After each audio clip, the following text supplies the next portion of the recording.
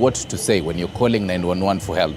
Have you actually ever tried calling 911 for help? So this particular morning, we give you some tips and tricks and the whole ABCs of emergency services. So either you're calling for someone who's sick, or maybe injured pale nyumbani, or maybe if it's actually a whole fire, what do you need to do? So right here, I do have Dennis Matara, Emergency Services Manager, as well as hapa hivi ndani amejificha. We'll be getting to see her. Right here, Sakina Stella, paramedic. Just to understand, what do you need to do when it comes to emergency services? I'll start with some introduction. Yeah. Matara, how are you this morning? I'm doing well. Thank you for having us. Yes. Na asanteni sana kuleta ambulance. Yeah. Just in case tukimaliza show, maybe someone will be needing it. Definitely, at any time, we're ever ready. And hi Stella. Hi, how are you? Salama sana.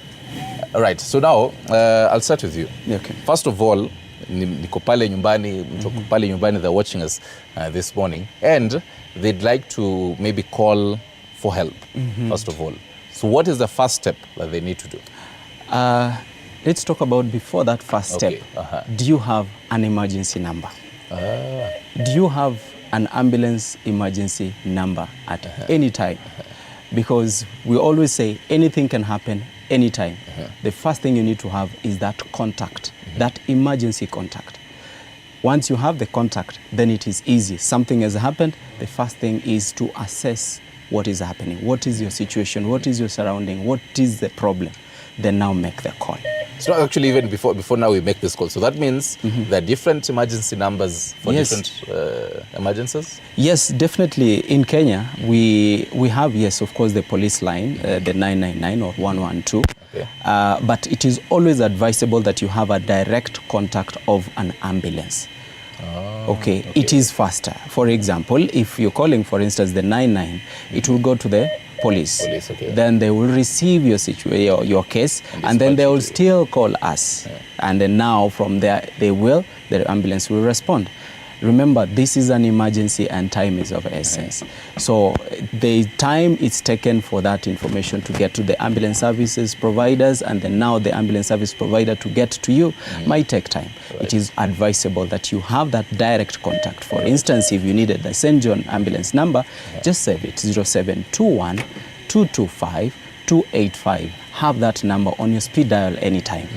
Call them. Immediately you have an issue, they will respond. All right. So now tuko pale kwa actually calling. Yeah. And so there's the 999 for the police, which is a very short code. Yeah. But then now there's the longer one.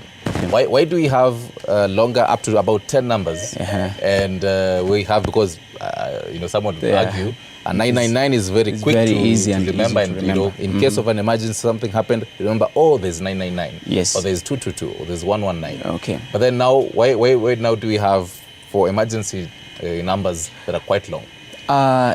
There are short codes that you can have. They are easy to remember. The only what happens is that there are those that are called the toll-free numbers, whereby you call and then you're not charged. It makes even easier for the client or any person just to remember that number and even call. Right. But now these other contacts is just to make it easier for you, just a normal mobile number that you can save on your phone and call anytime. It makes it easier for you to call directly than going to a switchboard and then you're directed, because that is normally what happens with the short codes. It goes to a switchboard somewhere and then it is directed now either to the fire engine, the hospital, to the ambulance. So to avoid that long wait, then it is easy when you have the contact directly. Right. And so now I'm making that call. For example, it's me, and I'll be the patient of the day. A paramedic is here, stand by, I'm wearing gloves and everything. I'll be getting on the bed in a few. Ndio pia mimi nipime temperatures and all that. So, for example, I'm making the call. Let's say I'm the patient, or maybe I'm calling for someone. What do I say on this emergency call? The first thing is identify yourself.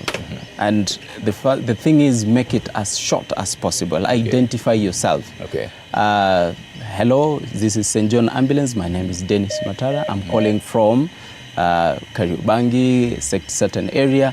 Be specific exactly where you're calling from. And always remember, do not say those common things. I'm niko hapa karibu na M-Pesa shop somewhere. Yeah, find a landmark, something that someone will easily identify. Then go ahead and say your situation. What is the problem? Who are you? Then what is the problem? Why are you calling in the first place? So go ahead and tell me, I have a patient or I have a case. Right. There is an accident, there is a fire and someone has been injured. Then go straight to give us details of the injury. Okay. It is important for the paramedics when they come with the right equipment. Right. Okay. Because for instance, if you're having a patient who is having an issue or having a problem breathing, they need to come with enough oxygen, they need to come with all these things. If it is a burn, someone has been burnt, they need to come with the right equipment like a fire blankets, things that will able to make the treatment easy. Once you've identified all that, just always confirm with the person you've called, that is the ambulance, whether they got your information correctly. Okay? So that they also, if you've said, for instance, it is a fire incident, someone has been fired, then always say how many casualties. In ambulance services, we say casualties. We do not say patients. Reason because patients are now at the level of the hospital. A casualty we not yet attended. Is not yet attended to. So you can say, how many do I have? An ambulance is always allowed to carry one casualty at a time. So that is why it is good to say, how many do you have, so that we come with enough ambulances on site. An accident might happen, 10 people are injured. If you tell us, I can see, what can you see there? I can see 5 people injured. Then the moment you say that, the person now on the other line will know, in this scene I'll send 5. If I do not have enough of the 5 ambulances, then I will need backup. That is how it goes. Right. Yes. Right. I'm being told you would kumbushe the emergency numbers. Even as I step into the bed to talk to Stella. Come on. Right. Yeah. Welcome in. So now I am... You take a seat. Okay. Indo yangu. Yes, take a seat here so that you can have a conversation. Even as you continue, before you engage Stella, remind us the emergency numbers. The emergency number that you can always call with St. John Ambulance is 0721 225 285. Save that number anytime, 0721 225 285. All right. So Stella, for example, they have, I maybe was making that call, but I'm not a medical professional, so I do not know even what I'm saying. I'm just saying kuna mtu wako hapa, maybe akona, maybe kipovu man, the whitish kwa mdomo. Yes. And that is everything that I know about it. So how do I now explain to you via phone call so that you actually know, as a paramedic, to know what you're going to be bringing? Okay, that's a good question. Apparently, we have dispatchers who are also trained as paramedics. So whenever they talk to you, they'll sort of use a layman's language so that you're able to understand whatever they want from you. So we will not be able to use the medical terminologies on you. We only use that on medical professionals. So once you tell us how it is, we'll guide you. Is that patient blinking? Try check the eyes, talk to the patient, call the name, then we know that that patient is responsive to verbal stimuli. Right. I'd love to cut you short there. Nisort your audio. But then now, Tara, even as you come in on this, so I mean, fine. I have explained everything that is happening and all that. So how long should, after the call and the ambulance actually coming? Now, roughly, how long should it take? Now, this is where distance matters. That is when I said it's always good to mention the location, the exact location where you are. Give a landmark so that it is easy for the dispatcher is mentioned so that they can give you. So the last part, after confirming that the person on the other line has gotten your information correctly, is to confirm with the time. How long are you likely to take? So this, a standard in Nairobi let's say within the radius of Nairobi, is between 9 and 15 minutes. 9 to 15 minutes. 9 minutes to 15 minutes with or without traffic, but of course there are cases whereby there is too much traffic that it might extend. But it is always standard without traffic, 9 minutes they are within your location. That is why it is always good to give the exact location so that they do not get lost and extend maybe the time of arrival. So it is always good to describe the area where you are correctly and give the information of what you see. You may not be a medic, but definitely you can see. You can tell this person is not breathing correctly. You can still, they're struggling to breathe. This person is maybe kicking. They're kicking their legs. For the dispatcher on the other side, they will know what that situation will be. But then the medical instances, for example, this person just, you woke up and you found, they're lying there. You can't really know if, they're alive or actually dead. As you said, is that the first thing is observe. What can you see? Even before you touch the patient, what can you see? I'm seeing a patient or I'm seeing these casualties lying down, no movement. Now the dispatcher on the other side will ask you questions, leading questions to be able to understand the situation. So if this person, you found the person lying down and no movement, now the paramedic dispatcher on the other side will ask, try getting closer, put your ear next to their nose. Are you feeling any air coming out? You see, I do not know why they do not now use those terms as you said, the medical terms, confirm if the diaphragm is moving. No, they'll just put your ear next to that. Are you able to feel whether they're breathing? So if you say, no, I can't hear anything, then the dispatcher will definitely know that person is not breathing. They will know the paramedic who's coming, what kind of items they'll come. And then at that time, the paramedic or the dispatcher on the other side will give you a guide on how to handle that patient. Right. So even when you do not know anything, they will guide you on phone how to handle as the ambulance is coming. Right. So the common layman's term for, the paramedic will be using. Yes, you just use the common terms. For example, if someone is not breathing, is down, they will just ask. Right. Just listen. Are you feeling any air coming out of the nose? Okay. Are you seeing the chest going up and down? Okay. Right. If try placing your hand on their chest, is the chest feeling any movement? And then maybe someone is not, the heart has stopped. Right. So they will just tell you to try putting your 2 fingers on the wrist of that casualty. Okay. Try to press in, listen. Do you feel any pulse? Do you feel anything pressing you? That way you're able to tell by that time. Yes. Allow me to now engage Stella. Sure. Stella, so whatever you're seeing right here, because there's just so much that I'm seeing here. Is it always standard ama mnasikizanga call? Sasa mnaanza kupack? No. Wacha tuweke hii. In fact, before we even pack our things, there's what we call divine intervention. Because working in this field, you need to have that heart, Yeah, at least for you to be able to perform properly. Okay. When I report at work, I must checklist my vehicle. I must make sure that I have the right equipments. I must make sure that they're in good condition. I have to check whether the BP knob is working, whether the SpO2, that is oxygen measuring machine. And there are so many things we need to check. We have a ventilator. We didn't carry it today, but we have it. We have a defib. There are so many things that you have to check.